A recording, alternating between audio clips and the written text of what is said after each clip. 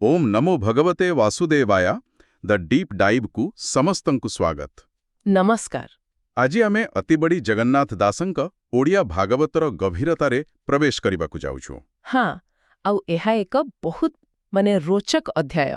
एकदम आज आमे द्वितीय अध्यायर सेही अंशकू देखिवा जिउठी भगवान कृष्णंक परम भक्त ज्ञानी उद्धव विदुरंक आगरे निज मनर द्वंद्वकू प्रकाश करूछन्ते।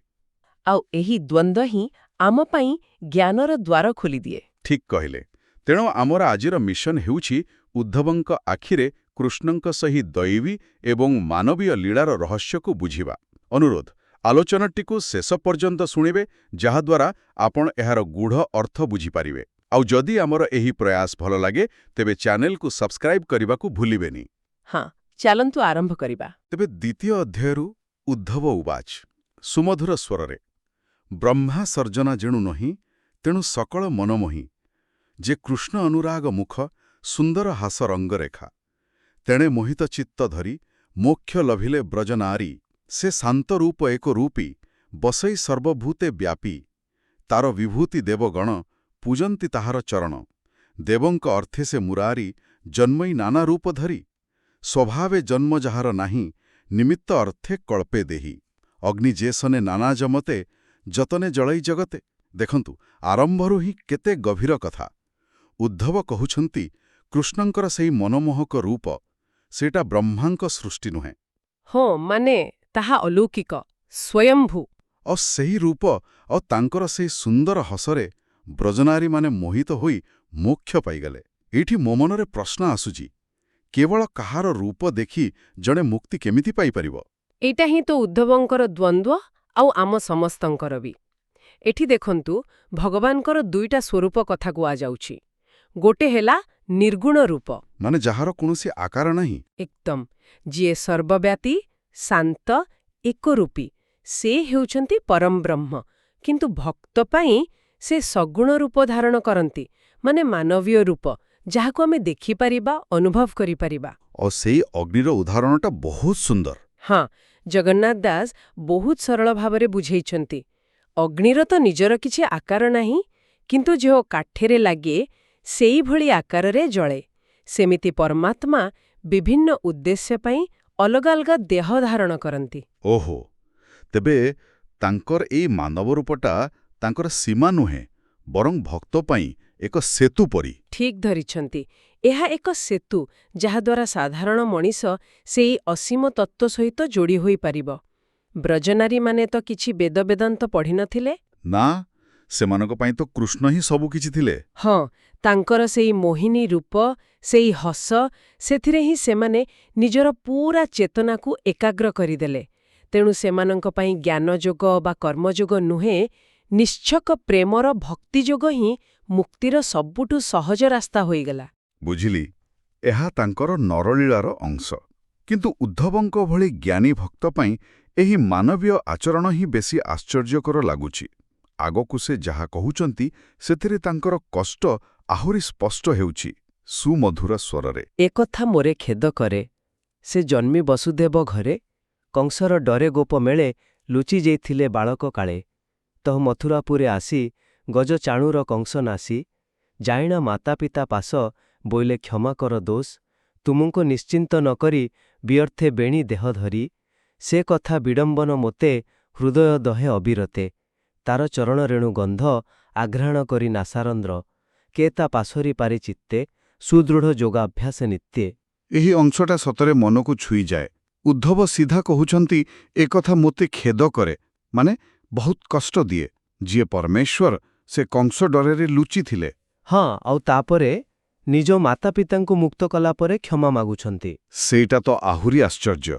कहुचंती मु वृथारे ए शरीर धरिथिली जदि तुमको सुख देई पारलिनी। मुहूर्त देखंतु एठारे भगवान जानिशुणी निजकु मानवीय सीमा भितरे बांधुचंती। तांकर क्षमा मागिबाटा दुर्बलता नुहे। तेबे कौन एहा हेउछि धर्मर स्थापना। से निज आचरणरे देखाउछंती जे जणे पुअर कर्तव्य कौन हेबा दरकार पारिवारिक मूल्यबोध कौन। एही मानवीय आचरण ही तांकु आम पई माने साधारण भक्त पई आहुरी निकटतर कराए। आउ शेषरे उद्धव जहा कहिले ଯେ ତାଙ୍କର ଚରଣ ଧୂଳିର ସ୍ପର୍ଶ ପାଇଲେ ଆଉ କେହି ତାଙ୍କୁ ଭୁଲି ପାରିବନି। ହଁ, ଏଇଟା ପ୍ରମାଣ କରୁଛି ଯେ ଭକ୍ତିର ଶକ୍ତି କଠୋର ଯୋଗ ସାଧନାଠାରୁ ବି ଅଧିକ ଶକ୍ତିଶାଳୀ। ଠିକ୍। ତେବେ ଗୋଟେ ପଟେ ତାଙ୍କର ଐଶ୍ୱର୍ଯ୍ୟ, ଅନ୍ୟପଟେ ମାଧୁର୍ଯ୍ୟ। କିନ୍ତୁ କଥା ଏତିକିରେ ସରୁନି। ଭକ୍ତଙ୍କ ପାଇଁ ତାଙ୍କର ଏ ଲୀଳା ଠିକ୍ ଅଛି, କିନ୍ତୁ ଶତ୍ରୁଙ୍କ ପ୍ରତି ତାଙ୍କର ଆଚରଣ, ସେଇଟା ଉଦ୍ଧବଙ୍କୁ ଆହୁରି ଦ୍ୱନ୍ଦ୍ୱରେ ପକାଉଛି। ଆଉ ସତ କହିବାକୁ ଗଲେ ଆମକୁ ବି। ଭୂମିର ଭାର ନାଶ ଅର୍ଥେ ତାହାର ଜନ୍ମ ଏ ଜଗତେ। ତୁମେ ତ ଦେଖିଅ ଛୋଡୋଳେ ଧର୍ମନନ୍ଦନ ଯଜ୍ଞ କାଳେ। ଯାହାକୁ ଶିଶୁପାଳ ନିନ୍ଦି ତକ୍ଷଣେ ତାର ଦେହେ ଭେଦି। ଲୁଚିଲା ଅଭୟ ଚରଣେ ରହିଲା ଅଜରା ମରଣେ। ଯେ ଗତି ଯୋଗୀଜନେ ଚିନ୍ତି ଜନ୍ମ ମରଣ ନିସ୍ତରନ୍ତି। ତାର ବିୟୋଗ କେବା ସହେ ଯେ ବା ଜଗତେ ଦେହ ବହେ। ଦେଖ ଭାରତ ଯୁଦ୍ଧେ ଯେତେ ରଥିପଦାତି ଅପ୍ରମିତେ। ଭୁଲୋକେ ଯେତେ ବୀର ଥିଲେ ମରଣେ ତା ମୁଖ ଦେଖିଲେ। ଅର୍ଜୁନ ବାଣେ କ୍ଷୀଣ ହୋଇ ପଶିଲେ ତାର ଦେହେ ଯାଇ। ଉଦ୍ଧବ ଏଠି ବିଦୁରଙ୍କୁ ମନେ ପକେଇ ଦଉଛନ୍ତି, ତୁମେ ତ ନିଜ ଆଖିରେ ଦେଖିଛ। ଯୁଧିଷ୍ଠିରଙ୍କ ଯଜ୍ଞରେ ଶିଶୁପାଳ 100 ଥର ଗାଳି ଦେଲା, ନିନ୍ଦା କଲା। କିନ୍ତୁ ମୃତ୍ୟୁ ପରେ ତା ଶରୀରରୁ ଗୋଟେ ଜ୍ୟୋତି ବାହାରିଲା। ଆଉ ସମସ୍ତଙ୍କ ସାମ୍ନାରେ କୃଷ୍ଣଙ୍କ ଦେହରେ ଲୀନ ହୋଇଗଲା। ଏଇଟା ଟିକେ ଅଜବ ଲାଗୁନି କି? ମାନେ ଜଣେ ଜୀବନସାରା ପାପ କରି, କେବଳ ଘୃଣା କରି ମଧ୍ୟ ସେହି ଗତି ପାଇପାରିବ ଯାହା ପାଇଁ ଋଷିମାନେ ଯୁଗ ଯୁଗ ଧରି ତପସ୍ୟା କରନ୍ତି? ଏହା ଏକ ଚମତ୍କାର ପ୍ରଶ୍ନ। ସାଧାରଣ ଭାବେ ଦେଖିଲେ ଏହା କର୍ମଫଳ ନିୟମର ବିରୁଦ୍ଧାଚରଣ ପରି ଲାଗେ। ହଁ, ମୋତେ ତ ସେମିତି ହିଁ ଲାଗୁଛି। କିନ୍ତୁ ଭାଗବତ ଏଠି ଏକ ଗମ୍ଭୀର ମନସ୍ତାତ୍ତ୍ୱିକ ସତ୍ୟ କହୁଛି। ଆମ ମନର ଏକାଗ୍ରତା ହିଁ ଆମର ସବୁଠୁ ବଡ଼ ଶକ୍ତି, ତାହା ଭଲ ପାଇବାରେ ହେଉ କି ଘୃଣାରେ। ମାନେ ଭାବନାଟା ଗୁରୁତ୍ୱପୂର୍ଣ୍ଣ ନୁହେଁ? ଭାବନାଠାରୁ ଅଧିକ ଗୁରୁତ୍ୱପୂର୍ଣ୍ଣ ହେଉଛି ଆମର ସମ୍ପୂର୍ଣ୍ଣ ଚେତନାର କେନ୍ଦ୍ରୀକରଣ। ଶିଶୁପାଳ ଦିନରାତି ଉଠିବା ବସିବା ସବୁବେଳେ କେବଳ କୃଷ୍ଣଙ୍କୁ ହିଁ ଚିନ୍ତା କରୁଥିଲା। ତାର ପୂରା ସତ୍ତା କୃଷ୍ଣକେନ୍ଦ୍ରିକ ହୋଇଯାଇଥିଲା। ଯଦିଓ ତାହା ଘୃଣା ଭାବରେ ଥିଲା। ହଁ, ତେଣୁ ଈଶ୍ୱରଙ୍କ ପାଇଁ ତୁମ ଭାବନାଠାରୁ ତୁମର ଏକାଗ୍ରତା ଅଧିକ ମୂଲ୍ୟବାନ। ଯେଉଁ ଗତି ପାଇଁ ଯୋଗୀମାନେ ମନକୁ ଏକାଗ୍ର କରନ୍ତି, ଶିଶୁପାଳ ତାହା ଘୃଣା ମାଧ୍ୟମରେ କରିନେଲା। ତାଙ୍କ ପାଇଁ ଶତ୍ରୁ ବା ମିତ୍ରରେ ଭେଦ ନାହିଁ, କେବଳ ଚିତ୍ତର ସଂଯୋଗ ହିଁ ମହତ୍ତ୍ୱପୂର୍ଣ୍ଣ।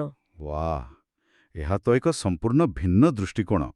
ଅର୍ଥାତ୍ ଘୃଣା ବି ଏକ ପ୍ରକାର ଯୋଗ, ଯଦି ସେଥିରେ ପୂର୍ଣ୍ଣ ଏକାଗ୍ରତା ଥାଏ।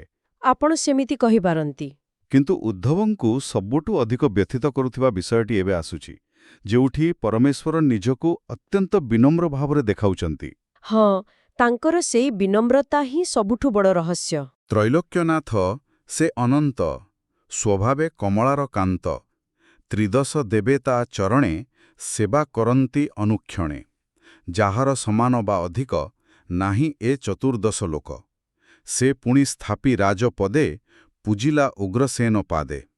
ଭୃତ୍ୟର ଭୃତ୍ୟ ଅଟେ ଯେହୁ, ତାହାକୁ ଆଜ୍ଞା ମାଗେ ସେହୁ। ଏ କଥା ଦେଖି ହେ ବିଦୁର, ଅତି ଦୁଃଖିତ ଚିତ୍ତ ମୋର। ଦେଖ ପୂତନା ଧାତ୍ରୀ ରୂପେ, ସ୍ତନ ନିବେଶି ତାର ମୁଖେ। କ୍ଷୀର ଗରଳ ସେଙ୍ଗ ଦେଇ, ପଶିଲା ତାର ଦେହେ ଯାଇ। ଏଇଟା ହେଉଛି ଉଦ୍ଧବଙ୍କ ଦ୍ୱନ୍ଦ୍ୱର ଶିଖର। ଯିଏ ତ୍ରିଲୋକର ନାଥ, ସ୍ୱୟଂ ଲକ୍ଷ୍ମୀଙ୍କ ସ୍ୱାମୀ, ଯାହାଙ୍କ ସମକକ୍ଷ କେହି ନାହାନ୍ତି। ସେ ଉଗ୍ରସେନଙ୍କୁ ରାଜସିଂହାସନରେ ବସାଇ ତାଙ୍କ ପାଦ ପୂଜା କରୁଛନ୍ତି। ଆଉ କେବଳ ସେତିକି ନୁହେଁ, ଜଣେ ସେବକ ପରି ତାଙ୍କର ଆଜ୍ଞା ମାଗୁଛନ୍ତି। ସର୍ବୋଚ୍ଚ ଶକ୍ତି କାହିଁକି ଏପରି କରିବ? ଏହା ଦେଖି ଉଦ୍ଧବଙ୍କ ଚିତ୍ତ ଦୁଃଖରେ ଭରିଯାଉଛି। ଏଠି କୃଷ୍ଣ ବ୍ୟକ୍ତିଗତ ଶକ୍ତିଠାରୁ ଧର୍ମ ଏବଂ ସାମାଜିକ ଶୃଙ୍ଖଳାକୁ ବଡ଼ ବୋଲି ଦେଖାଉଛନ୍ତି। ସେ ଚାହିଁଥିଲେ ନିଜେ ରାଜା ହୋଇପାରିଥାନ୍ତେ। ହଁ, ନିଶ୍ଚୟ ପାରିଥାନ୍ତେ। କିନ୍ତୁ ସେ ଉଗ୍ରସେନଙ୍କୁ ତାଙ୍କ ରାଜ୍ୟ ଫେରାଇ ଦେଇ ରାଜପଦର ମର୍ଯ୍ୟାଦା ରକ୍ଷା କରୁଛନ୍ତି। ସେ ନିଜ ଆଚରଣରେ ଗୋଟେ ଆଦର୍ଶ ସ୍ଥାପନ କରୁଛନ୍ତି ଯେ ବ୍ୟକ୍ତିଗତ ଶକ୍ତି ଯେତେ ବଡ଼ ହେଉ ପଛେ, ତାହା ସାମାଜିକ ନିୟମ ଓ ଧର୍ମର ଅଧୀନରେ ରହିବା ଉଚିତ। ମାନେ ଏହା ତାଙ୍କର ଦୁର୍ବଳତା ନୁହେଁ, ବରଂ ତାଙ୍କର ବିନମ୍ରତା। ଏକଦମ୍, ଏହା ତାଙ୍କର ମହାନ ବିନମ୍ରତା। ସେ ଦେଖାଉଛନ୍ତି ଯେ ପ୍ରକୃତ ଶକ୍ତି ଅହଙ୍କାରରେ ନୁହେଁ, ଧର୍ମର ପାଳନାରେ ଥାଏ। ଆଉ ପୂତନାର ଉଦାହରଣ, ଯିଏ ଛଳନା କରି ବିଷ ଦେବାକୁ ଆସିଥିଲା, ତାକୁ ବି ସେ ମୁକ୍ତି ଦେଲେ। ପୂତନାର ଉଦାହରଣ ତ ତାଙ୍କ କରୁଣାର ଚରମ ସୀମା। ପୂତନା ଛଳନାରେ ହେଉ ପଛେ ମା ରୂପରେ ତ ଆସିଥିଲା। ହଁ, ସ୍ତନ୍ୟପାନ କରାଇବାକୁ।